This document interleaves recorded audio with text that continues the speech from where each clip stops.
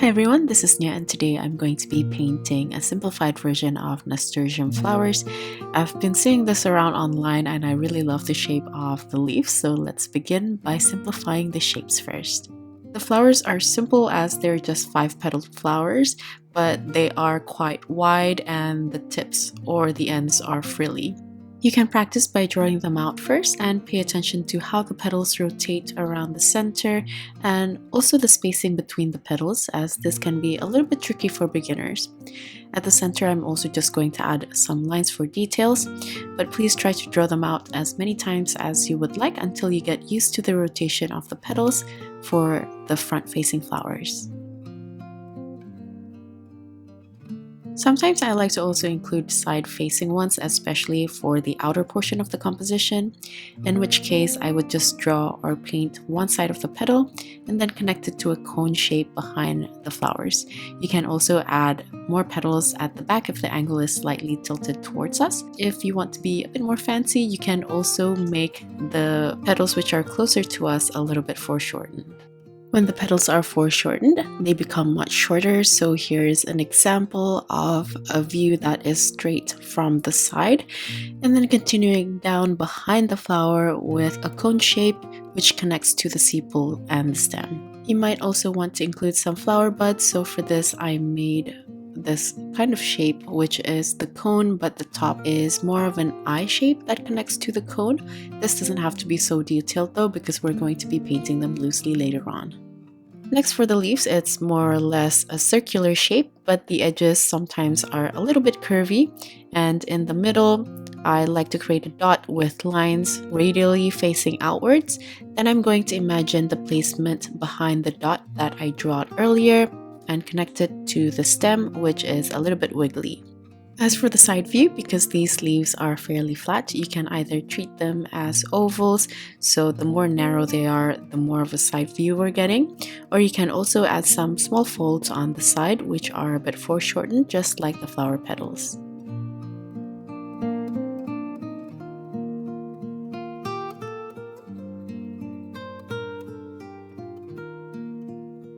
And for a fun additional element, I like to also add some swirly vines and stems to decorate the painting.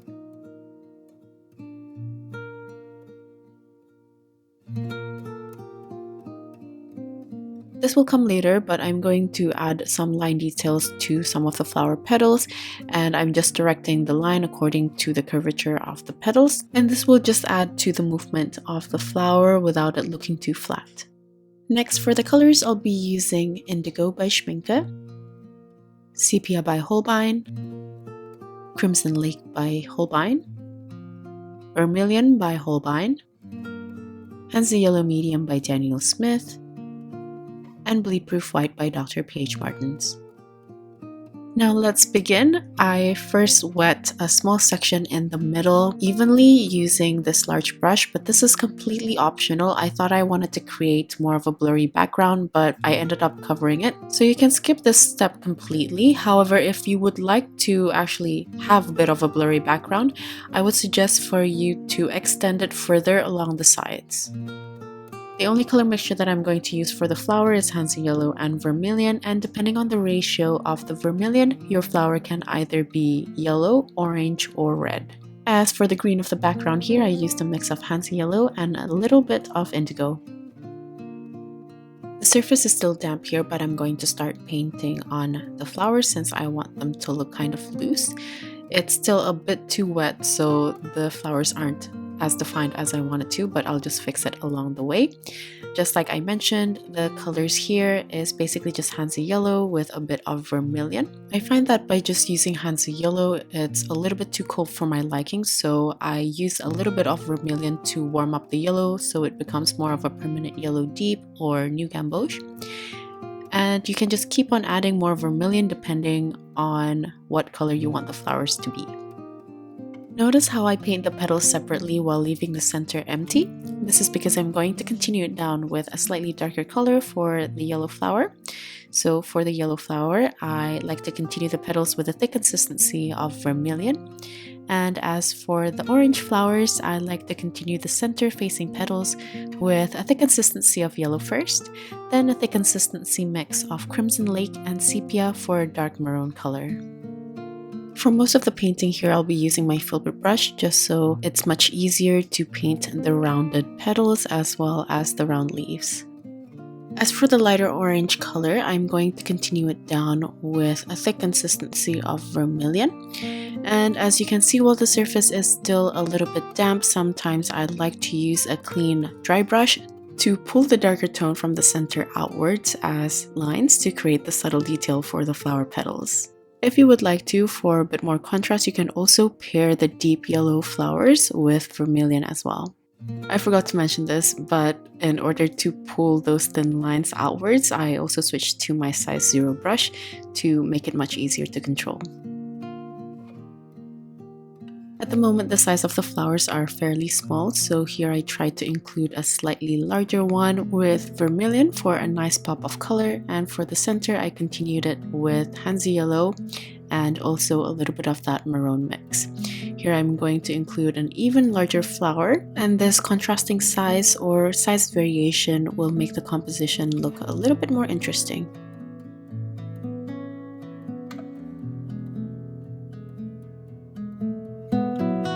By the way, if you don't have access to a Filbert brush, you can also use your round brush to paint this, but I would suggest for you to paint the outline of each flower petals and then filling it in separately, because I know that synthetic round brushes tend to have quite a sharp tip and they're quite springy, so it might be a little bit tricky to create those round edges. However, if your round brush is a little bit thicker with softer bristles, or maybe even like a mop brush, it'll be much easier for you to paint those rounded tips for the flower petals, so you can actually paint by pressure of your brush. Since I painted this large yellow flower on top of the flower that I messed up at the beginning, I'm going to go over that extra yellow with a smaller dark orange flower.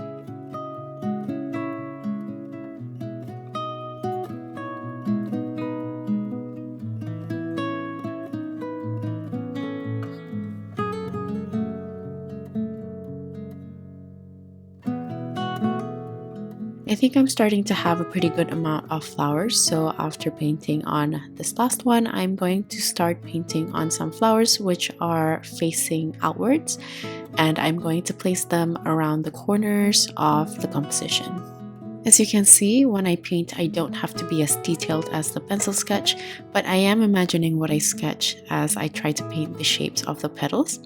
For the one before, I used the orange mix, then I continued it down with Hansa yellow and a little bit of the yellow-green for the sepals by using a mix of indigo with Hansa yellow. For this next one, I'm going to include the foreshortened petal. So as you can see, it's not as complicated as it sounds. And just like the front-facing flowers, I left out a little bit off the center as it's still showing as the white paper, so I can continue it down with a slightly darker value. Here I decided to include a light yellow color with a lighter consistency, so the color is going to look a little bit more faded compared to the other flowers.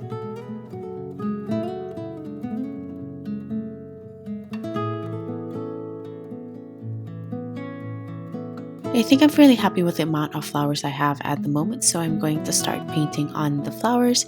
Here I'm using a mix of Hansa yellow with a little bit of indigo to create a yellow-green. I also added a touch of sepia to mute it slightly. To paint on the leaves, I like to create frilly edges while more or less painting a circular shape, and I like to place some of the leaves behind or in between flowers that I've already painted, so they're interacting with each other. At this point, I just want to distribute the light green leaves, and you can play around with how much Hansa yellow you have in the ratio depending on how vibrant you want the yellow green to be. Personally, I like using quite a bit of Hansa yellow in the mixture because I find that the color is quite lively, and I'm using a medium to thick consistency so the color doesn't fade too much.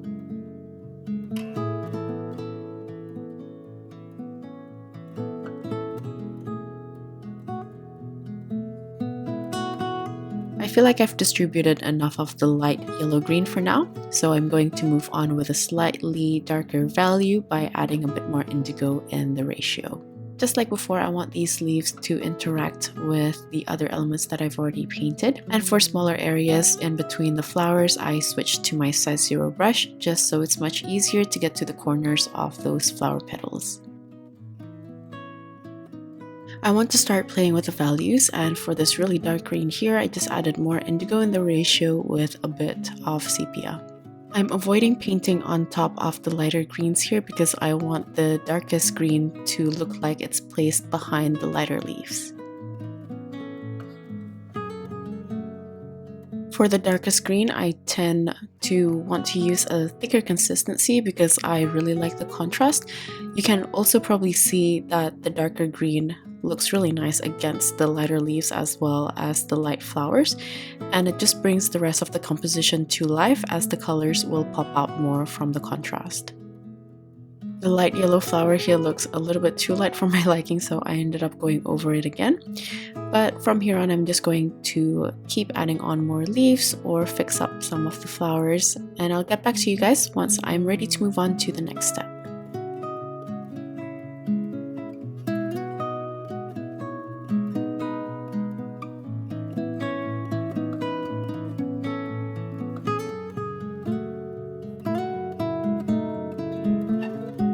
As the composition grows, I feel like the flowers are losing presence against the leaves.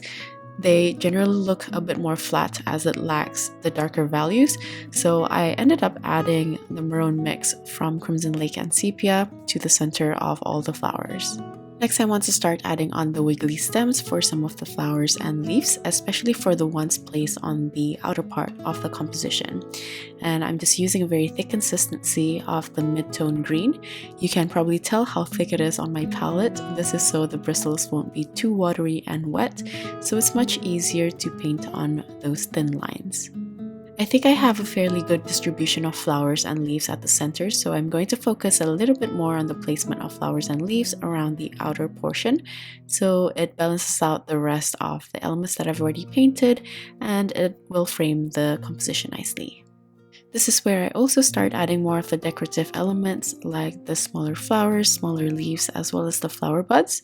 For the flower buds, I painted using my Filbert brush so the ends can have a soft point, just like the rest of the flowers. Then after I've painted a few, I'm going to connect them to the stems.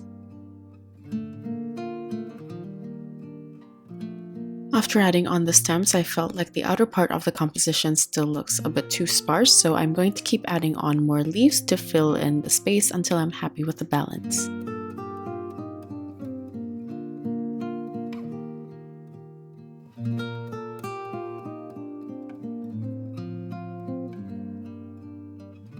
Now I'm going to use the thick consistency of the dark green to paint on some swirly vines and stems and some additional tiny leaves. And of course, I'm still going to try to balance out the composition, so in some areas I might add more of the larger leaves or even more flowers.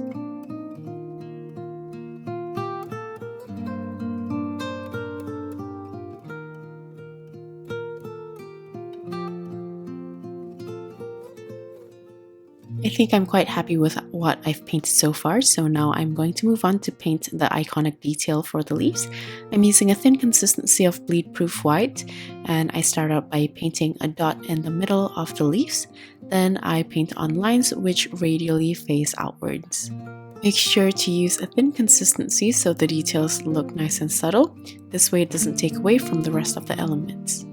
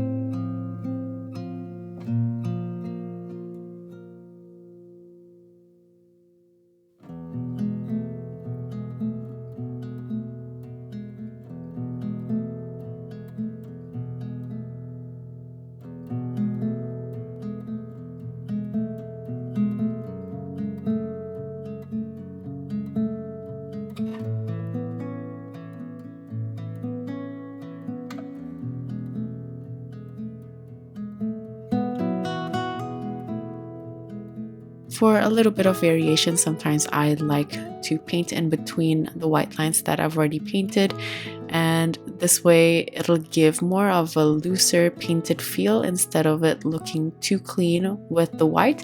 But I'm not going to do this to all of the leaves, just some, by glazing each of those sections with a slightly darker value.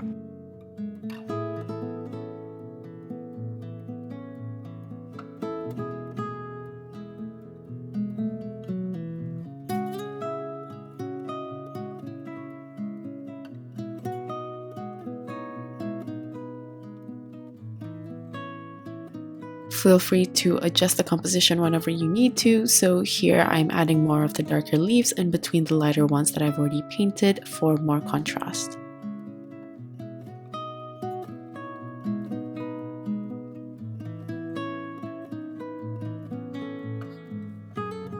After adding on the darker values, I still feel like this painting is lacking depth, so I decided to add the lighter consistencies, especially around the edges, using the greens that I already have on my palette.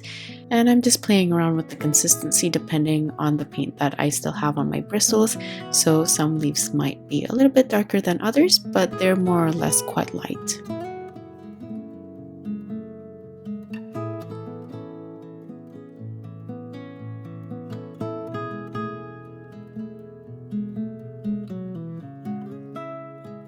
Lastly, I'm going to clean up some of the flowers and add a little bit more detail whenever I feel the need to. Generally, it's the flowers that I feel look a little bit flat. I just go in with a light consistency of the base color to paint on thick lines. Here, I'm also using a light thin consistency of orange on top of the yellow flower, so you can add your own variations as well.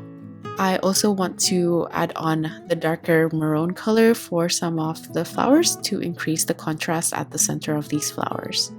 And that's basically it for this painting. I'm just going to keep adjusting until I'm happy with everything. I personally really enjoy the bright colors and the loose way of painting, so I hope you guys enjoy painting along to this one as well. If you guys like this video and would like to see more, don't forget to subscribe and click on the bell icon to get notified of my new videos every Friday. Like usual, the list of tools as well as my social media links will be in my description box. Thank you so much for watching till the end, and I'll see you guys at the next one. Bye!